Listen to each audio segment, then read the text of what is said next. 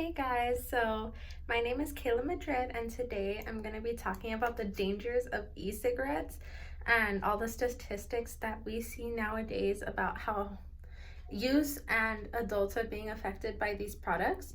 So to start off with, there are many different popular e-cigarettes and vaping devices like Juul, Swarin, Fix, Pricks, and Candy Pen. So these e-cigarettes and vaping devices, they have very appealing names, like the Candy Pen, for example. So these names are used to draw in young customers, even though they say they don't. They do. The big tobacco company and the vaping companies, they use these names on purpose to try to draw in young people who are attracted to these kinds of names. They also use flavors that are trying to draw in as many customers as they can, because big tobacco and e-cigarette companies, like, they don't care about you. They care about the money. So when we see these statistics, we see how they really don't care about their consumers. They just care about the money that's coming into their bank account. So some very shocking statistics that we have seen as e-cigarettes have gotten more popular include the increase of use of e-cigarettes among youth. So there has been a 78% increase of high schoolers using these e-cigarettes and a 48% increase of middle schoolers who use these products. So these increases are really shocking when we see how vulnerable the youth is, and then we get to see how these big companies are preying on youth to get that money in their bank account.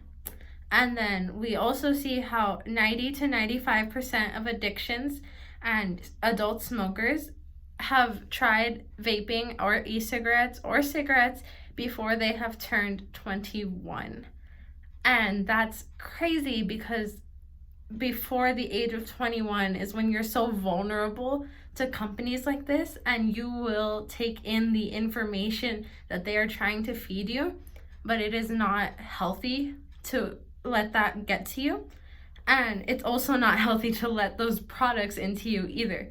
So one pod of Juuling liquid, those little pods, is about equivalent to the nicotine in one full pack of cigarettes.